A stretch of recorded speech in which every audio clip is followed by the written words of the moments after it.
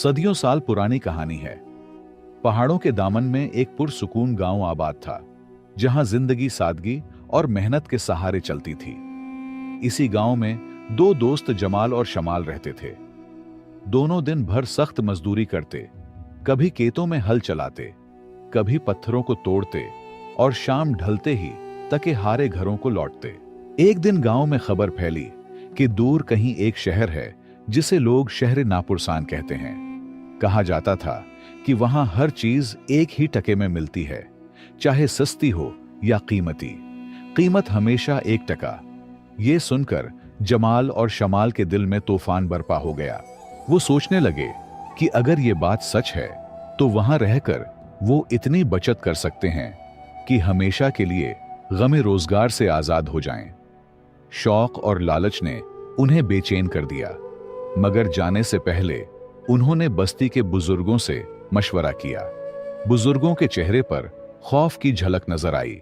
उन्होंने सख्ती से मना करते हुए कहा कि शहर नापुरसान जाना जिंदगी को मौत के हवाले करने के बराबर है, क्योंकि वहां जाने वाला कभी वापस नहीं आता।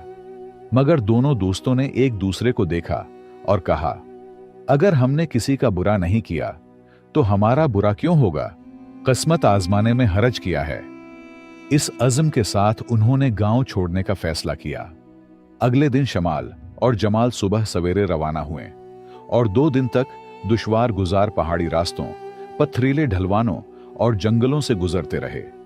तके हारे मगर उम्मीद से भरे ये दोनों बिलाखिर तीसरे दिन शहर नापुरसान के दरवाजे पर पहुंचे।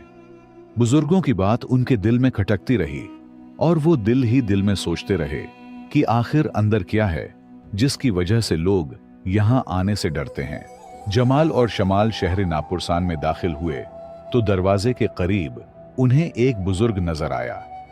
दोनों ने मुअद्दिब अंदाज में सलाम किया और पूछा, बाबा जी, क्या आप हमें बता सकते हैं कि यहां रहने और काम करने के क्या उसूल व ज़वाबित हैं?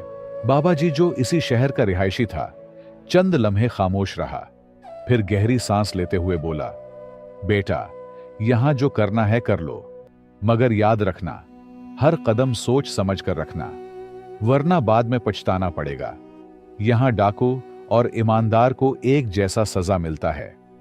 यह सुनकर दोनों दोस्तों के दिल में एक हल्की सी खौफ की लहर दौड़ गई, मगर लालच और तजस्सुस का नशा गालिब रहा। उन्होंने एक दूसरे को देखा और कहा, चलो पहले शहर देखते हैं, फिर काम और खाने का इंतजाम करते हैं। जैसे ही वो शहर के अंदर दाखिल हुए, उनकी आंखें हैरत से खुल गईं। चारों तरफ रौनक का समा था। दुकानें रोशनियों से जगमगा रही थीं। बाजारों में रंग बरंगी कपड़ों और कीमती सामान के ढेर लगे थे। चारों तरफ लोग हंसते बोलते खरीदारी करते दिखाई दे रहे थे। जमाल और शमाल, जो पहाड़ी इलाके के सादा लोग थे, ये सब मनाजिर देखकर यूं महसूस कर रहे थे जैसे किसी जन्नत में आ गए हो। शदीद भूख के मारे जमाल और शमाल एक होटल में दाखिल हुए। अंदर हल्की सी खुशबू फैली हुई थी जो उनके पेट की आग को मजीद भड़का रही थी। जमाल ने आगे बढ़कर होटल वाले से पूछा, भाईजान, गोश्त कितने टके का है और गोभी? होटल वाला मुस्कुराया और बोला, दोनों 1 टके के, 2 पाव मिलेगा। यह सुनकर दोनों दोस्तों ने एक दूसरे को अजीब नजरों से देखा और फिर हंस पड़े। शमाल ने कहा, ठीक है भाई, गोश्त ले आओ, लेकिन साथ पानी और सलाद भी ले आना। कुछ देर बाद दस्तरख्वान पर भाप उड़ाता सालन, रोटी, सलाद और पानी आ गया। दोनों ने खाना शुरू किया, मगर सालन में नमक कम निकला। शमाल ने आवाज दी, भाई साहब, थोड़ा नमक भी ले आओ। नमक आ गया। दोनों ने सालन में मिलाया और मजे से खाने लगे। पेट भरने के बाद पानी पिया, सलाद खत्म किया और तसल्ली से उठकर हिसाब देने लगे। जमाल ने जेब से 1 टका निकालते हुए कहा, ये लो भाई, 1 टका। मगर होटल वाले ने मुस्कुराकर कहा, जनाब, आपके हो गए 5 टके। जमाल ताज्जुब से कहने लगा, 5 टके किस बात के? हमने तो 1 टके का खाना खाया है। होटल वाला हंसकर बोला, भाई साहब, 1 टके का गोश्त, 1 टके का पानी, 1 टके की रोटी, 1 टके का सलाद और 1 टके की वो जगह जहां आप बैठे थे। ये सुनकर दोनों ने झगड़ा करने के बजाय हकीकत कबूल कर ली और एक दूसरे को देखकर मुस्कुरा दिए। वाकई ये शहर नापुरसान है। हिसाब चुकाने के बाद वो होटल से निकले और शहर की गलियों में आगे बढ़ने लगे। कुछ दूर जाने के बाद उन्हें खबर मिली कि एक शख्स मजदूर तलाश कर रहा है। दोनों फौरन उसके पास पहुंचे। शमाल ने आगे बढ़कर अदब से पूछा, भाई साहब, क्या आपको वाकई किसी मजदूर की जरूरत है? वो शख्स जो मालिक मालूम होता था फौरन बोला, हाँ हाँ, क्यों नहीं, कौन मजदूरी करना चाहता है? जमाल और शमाल ने एक साथ कहा, हम हैं जनाब। मालिक ने इत्मीनान से सिर हिलाया और कहा, ठीक है, दोनों को रख लेते हैं। यूं दोनों दोस्त खुशी खुशी काम पर लग गए। जमाल को बागबानी और माली का काम सौंपा गया, जबकि शमाल को पत्थर तोड़ने का सख्त और खतरनाक काम दिया गया।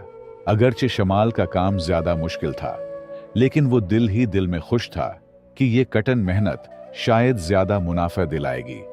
जबकि जमाल सोच रहा था कि माली का हल्का पुल्का काम होगा तो उजरत भी कम मिलेगी। यूं देखते ही देखते 1 महीना गुजर गया। दोनों ने दिन रात मेहनत की। जमाल ने बाग संवारा, पौधे लगाए और पानी दिया, जबकि शमाल ने जलती धूप में पत्थरों को तोड़ते हुए पसीना बहाया। आखिरकार वो दिन आ पहुंचा जब मजदूरी का हिसाब होना था। जमाल और शमाल एक साथ मालिक के पास गए और तनख्वाह का मुतालबा किया।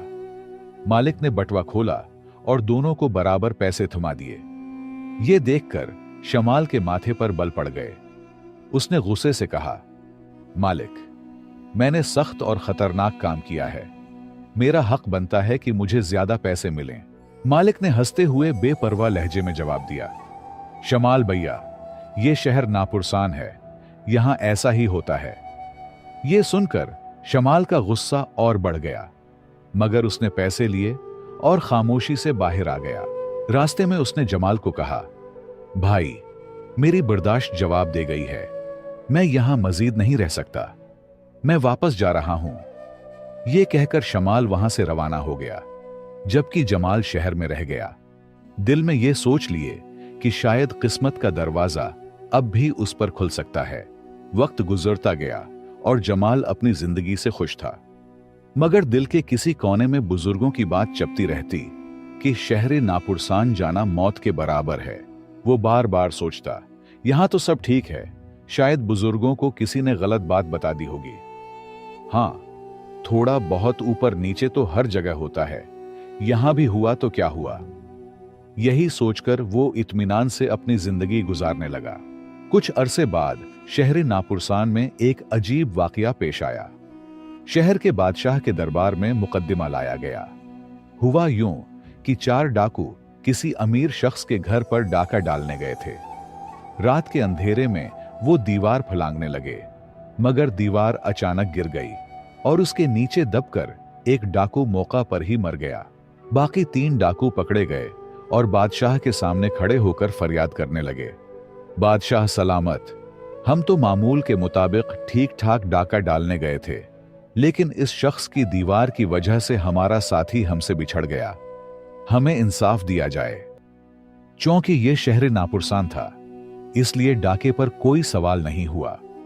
बादशाह ने फौरन हुक्म दिया कि घर के मालिक को पेश किया जाए। मालिक आते ही बादशाह ने गुस्से से कहा, इसे फांसी पर लटका दो, इसकी दीवार की वजह से एक बेचारा डाकू मर गया। मालिक ने गिड़गिड़ाते हुए बोला, बादशाह सलामत, यह मेरा गुनाह तो नहीं है। बादशाह ने तेज लहजे में पूछा, फिर किसका गुनाह है? मालिक ने फौरन जवाब दिया, यह गुनाह इस मिस्त्री का है जिसने दीवार बनाई, उसने गलत और कमजोर दीवार बनाई होगी। बादशाह का चेहरा गुस्से से सुर्ख हो गया और हुक्म दिया, मिस्त्री को जल्दी हाजिर करो। कुछ वक्त बाद मिस्त्री दरबार में लाया गया। आगे बढ़ने से पहले आप सब दोस्तों का दिल से बहुत शुक्रिया। आपके प्यार और ताउन से हमारा चैनल 60,000 सब्सक्राइबर्स तक पहुंच गया है। ये सब आप लोगों की मोहब्बत का नतीजा है। कुछ दोस्त हमारी कहानियां शौक से देखते हैं लेकिन सब्सक्राइब नहीं करते, लिहाजा सब्सक्राइब करना बिल्कुल फ्री है। अभी सब्सक्राइब कीजिए और हमें 1 लाख सब्सक्राइबर्स तक पहुंचाने में मदद कीजिए और इस वीडियो को लाजमी लाइक और शेयर कीजिए। एक बार फिर आप सबका बेहद शुक्रिया। बादशाह ने तुड़ाक से कहा, आओ जाहिल इंसान, अगर तुम्हें दीवार बनाने का तरीका नहीं आता तो बनाता क्यों है? देखो, एक डाकू मर गया तुम्हारी दीवार की वजह से। मिस्त्री ने हाथ जोड़ते हुए कहा, बादशाह सलामत, ये मेरा गुनाह नहीं है। मैं तो पुराना मिस्त्री हूं, मेरा काम तो सिर्फ दीवार चिनना है। गारा और मिट्टी तो मजदूर ने बनाया था। अगर दीवार गिरी है तो कसूर मजदूर का है, उसने कीचड़ सही नहीं बनाया होगा, वरना मेरा काम बेऐब था। बादशाह ने गुस्से से कहा, तो फिर मजदूर को बुलाओ, ये सारा मामला उसी का है। कुछ वक्त बाद मजदूर को बादशाह के दरबार में पेश किया गया। बादशाह ने फौरन हुक्म दिया, उसे फौरन फांसी पर लटका दो, सारा कसूर इस जालिम का है। मजदूर लरजते हुए बोला, बादशाह सलामत, किस बात की फांसी? मैं तो महज एक मजदूर हूं, मेरी क्या गलती है? खुदा का खौफ करें, बादशाह सलामत। बादशाह का गुस्सा मजीद बढ़ा और वो तेज लहजे में बोला, तो फिर कसूर किसका है? मजदूर ने गहरी सांस लेते हुए कहा, बादशाह सलामत, मैं आपको सच बताता हूं, जब मैं कीचड़ बना रहा था तो अचानक एक खूबसूरत लड़की जो बहुत ज्यादा जेवरात पहने हुए थी मेरे सामने से गुजरी। मैंने उसे देखा और सोचने लगा कि अगर ये जेवरात मेरे होते तो शायद मुझे आज मजदूरी न करनी पड़ती। इसी ख्याल में मगन होकर मैं कीचड़ बनाने में बेध्यानी से काम कर बैठा, जिसकी वजह से दीवार कमजोर हो गई और वो गिर गई। बादशाह सलामत, मैं कभी भी अपने काम में बेईमानी नहीं करता, लेकिन इस लड़की की वजह से मुझसे गलती हो गई। बादशाह ने मजदूर की तरफ गौर से देखा और फिर कहा, क्या तुम सच कह रहे हो? क्या वाकई गारा और कीचड़ तुमने उस लड़की की वजह से खराब बनाया था? मजदूर ने फौरन जवाब दिया, हां बादशाह सलामत, मैं झूठ क्यों बोलूंगा? बादशाह ने गुस्से में कहा, तो फिर वक्त जाया किए बगैर इस लड़की को फौरन हाजिर करो। बादशाह की यह बात सुनकर दरबार में एक सनसनी फैल गई। सब लोग एक दूसरे को देखने लगे, लिहाजा बादशाह के हुक्म से फौरन उस लड़की को दरबार में तलब किया गया। कुछ वक्त बाद लड़की को दरबार में पेश किया गया। बादशाह ने सख्त लहजे में कहा, यह क्या किस्सा है? तुम्हारी वजह से मजदूर ने अपना काम खराब किया, दीवार गिरी और डाकू की जान गई। लड़की ने लरजते हुए कहा, बादशाह सलामत, इसमें मेरा क्या कसूर है? मैं तो सिर्फ अपने ज़ीवरात में मगन जा रही थी। बादशाह ने लड़की की तरफ गजबनाक नजरों से देखते हुए कहा, तो फिर किसका कसूर है अगर तुम्हारा नहीं? लड़की ने कहा, बादशाह सलामत, कसूर उस सुनार का है जिसने ज़ेवरात इतने खूबसूरत बनाए हैं। बादशाह का चेहरा सुर्ख हो गया और उसने गुस्से से कहा, तो फिर यह कौन सा मुश्किल काम है? चलो सुन्नार को ही बुलाओ। कुछ वक्त बाद सुन्नार को दरबार में पेश किया गया। बादशाह ने दरबार बर्खास्त करते हुए कहा, अब इसके बाद किसी का नहीं सुनूंगा, बस यही आखिरी बंदा है जो असल मुजरिम है। मजीद मसाइल पैदा करने की जरूरत नहीं, सारा कसूर इस जाहिल का है। अगर इसने जेवरात सादा बनाए होते तो वो औरत ये जेवरात न खरीदती।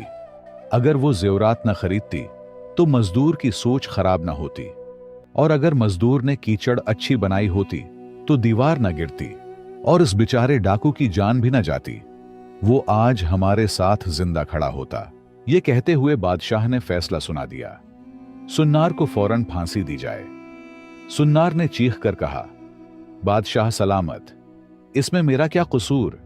यह सरासर जुल्म है। लेकिन बादशाह ने उसकी एक न सुनी और सुन्नार को आखिरी कसूरवार ठहरा दिया। अगले दिन सुन्नार को फांसी के लिए लाया गया। दरबार में हुजूम लगा हुआ था। जल्लाद ने सुन्नार को तख्ते पर चढ़ाया और उसके गले में पंदा डाल दिया। सबकी सांसें थम गईं, लेकिन जैसे ही पंदा खींचा गया, किस्मत ने सुन्नार का साथ दे दिया। फंदा ढीला रह गया और गले पर ठीक से न बैठ सका। सुन्नार जिंदा बच गया। ये मंजर देखकर बादशाह कुछ लम्हे सोच में पड़ गया। फिर कहकहा लगाकर बोला, चलो सुन्नार को छोड़ दो, मेरा मकसद सिर्फ फांसी देना था। जरूरी नहीं कि यह सुन्नार ही हो। जिसके गले पर यह फंदा ठीक बैठेगा उसे फांसी दी जाएगी। पूरे शहर में ऐलान हो गया। लोग हैरत ज़दा रह गए, लेकिन हुक्म बादशाह का था। सिर झुकाना पड़ा। फौजी हर तरफ निकले। हर शख्स का गला चेक किया गया, लेकिन हैरत की बात यह थी कि पूरे शहर में किसी का गला मोटा नहीं था। हर एक का गला पतला था। कई दिन कोशिश के बावजूद कोई मुनासिब न मिला। कुछ दिन बाद खबर पहुंची कि फुला इलाके में एक माली है जो हट्टा कट्टा और मजबूत जिस्म का मालिक है। उसका गला भी बड़ा है। बादशाह के हुक्म पर उसे फौरन दरबार में बुलाया गया। जब फौजियों ने उस माली को लाया तो बादशाह ने हैरत से देखा। वो कोई और नहीं, बदकिस्मत जमाल था। बादशाह ने सर्द लहजे में कहा, चलो अब इसे फांसी दे दो। जमाल के होश उड़ गए।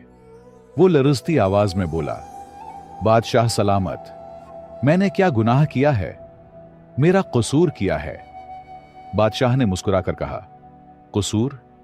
कोई कसूर नहीं, लेकिन यह मेरा हुक्म है और जो भी इस शहर में रहता है उसे मेरा हुक्म मानना पड़ता है। जमाल बहुत चीखा, फरियाद की, हर दलील पेश की, लेकिन बादशाह का फैसला अटल था। वो बोला, अगर आज मैंने डाकुओं को इंसाफ न दिया तो फिर मैं किस काम का बादशाह हूं? आखिरकार जमाल को फांसी के तख्ते पर खड़ा कर दिया गया। हुजूम ने सांस रोक ली, जुलाद ने रस्सा खींचा और यूं जमाल की जिंदगी का चिराग बुझ गया। चारों तरफ से नारे गूंजने लगे, बादशाह सलामत जिंदाबाद। डाकू खुशी से झूम रहे थे और बादशाह मुस्कुराते हुए अपनी गद्दी पर बैठ गया। कुछ अरसा बाद शमाल दोबारा शहर नापुरसान आया। दिल में सिर्फ एक ख्वाहिश थी कि अपने दोस्त जमाल का हाल मालूम करे। वो गली गली उसे ढूंढता रहा, हर जगह तलाश की, लेकिन जमाल कहीं न मिला। आखिरकार हिम्मत करके बादशाह के दरबार तक पहुंचा। उसने दरबार के बाहर खड़े लोगों से पूछा, जनाब, मेरा एक दोस्त है, उसका नाम जमाल है, यहां काम करता था, मगर अब कहीं गुम हो गया है। मुझे उसे ढूंढने में मदद चाहिए। लोगों ने एक दूसरे को देखा, फिर आहिस्ता से कहा, पागल आदमी, जमाल तो कब का फांसी पर लटकाया जा चुका है। अगर बादशाह को पता चल गया कि तुम उसके दोस्त हो तो तुम भी बच नहीं पाओगे। यह सुनकर शमाल के पैरों तले जमीन निकल गई। उसने खौफजदा लहजे में पूछा, लेकिन मेरे दोस्त का कसूर किया था? एक शख्स ने हंसते हुए जवाब दिया, कसूर? तेरे दोस्त ने डाकू बेचारे को मार डाला था, इसलिए बादशाह ने इंसाफ किया और उसे फांसी दे दी। यह सुनकर शमाल के दिल में कहराम मच गया। आंखों में आंसू लिए वो शहर से भाग निकला। दौड़ता हुआ पहाड़ों के उस पार वापस अपने गांव पहुंच गया। जब उसने लोगों को यह किस्सा सुनाया तो सब हैरान रह गए, मगर आखिर में सबने एक ही बात कही, गलती जमाल की थी। वहां गया ही क्यों? और अगर गया था तो डाकू को क्यों मारा? लिहाजा जमाल बेचारा मर भी गया और कसूरवार भी ठहरा। इस बात की सफाई कौन करेगा कि गुनहगार कौन था और सजा किसको मिली? ये कहानी बज़ाहिर महज एक फनी कहानी लगती है, लेकिन इसके अंदर निज़ाम इंसाफ के बारे में एक निहायत गहरा सबक पोशीदा है। आज के दौर में हर अदालत, हर इदारा और हर इंसाफ देने वाला बिल्कुल इसी रवैये का मुजाहरा कर रहा है जो शहर नापुरसान में दिखाया गया। शायद अगर ये कहानी 100 साल पहले लोगों को सुनाई जाती तो वो हंसते और इसे महज एक अफसाना समझते, लेकिन आज ये हंसी का नहीं बल्कि अफसोस और हकीकत का आईना है। क्योंकि आज नाइंसाफी आम है, अदालतें हक से दूर हैं और हुक्मरान जुल्म को इंसाफ का नाम देकर अपने फैसले नाफिज करते हैं। मुल्की अजीज में कातिल आजाद घूमते हैं, जबकि मकतूल और उसका खानदान बरसों अदालतों में जलील होते रहते हैं, यहां तक कि वो इंसाफ की उम्मीद छोड़कर शिकस्त कबूल कर लेते हैं। ताहम इस नाइंसाफी का बड़ा जिम्मेदार अवाम खुद है। अगर अवाम दियानतदार और खुदा तर्ज क़ियादत को चुनते तो कभी ऐसा जुल्म न होता। तारीख उठाकर देखें, खुलफाए राशिदीन का दौर पढ़ें, जहां हुक्मरान खुदा के खौफ से लरुसते थे और अवाम के हक में कभी नाइंसाफी नहीं करते थे। लेकिन आज अवाम का जेहल ये है कि वो हमेशा ताकतवर, बदउनवान और लालची लोगों को अपना रहनुमा बनाती है, जो बाद में उसी अवाम के लिए जिंदगी तंग कर देते हैं। तीसरी अहम बात यह है कि हमें हमेशा अपने बुजुर्गों की बात गौर से सुननी और उस पर अमल करना चाहिए। जब वो किसी चीज से मना करें तो उसके पीछे जरूर कोई वजह होती है, क्योंकि वो तजर्बे के समंदर से गुजरे होते हैं। अगर हम उनके मशवरे को नजरअंदाज करें तो अंजाम वही हो सकता है जो जमाल के साथ हुआ। बुजुर्गों की बात को ठुकराना हमें मुश्किलात में डाल सकता है, जबकि उन पर अमल करना कामयाबी का दरवाजा खोल सकता है। याद रखें, जो चीज इल्म और ताकत से नहीं मिलती वो तजर्बे से मिलती है, और ये तजर्बा बुजुर्गों के पास होता है। इसलिए हमेशा उनके पीछे चलें और उनकी बात मानिए। मुझे उम्मीद है कि आपने इस कहानी से बहुत कुछ सीखा होगा। अगर आपको ये कहानी पसंद आई हो तो हमारे चैनल को सब्सक्राइब करें, घंटी का बटन दबाएं, ताकि आपको ऐसी मजीद सबक आमूज और पुरानी कहानियां मिलती रहे। मौजूदा निज़ाम के बारे में अपनी राय कमेंट में जरूर लिखें और इस वीडियो को लाइक और शेयर करना ना भूलें। बहुत शुक्रिया।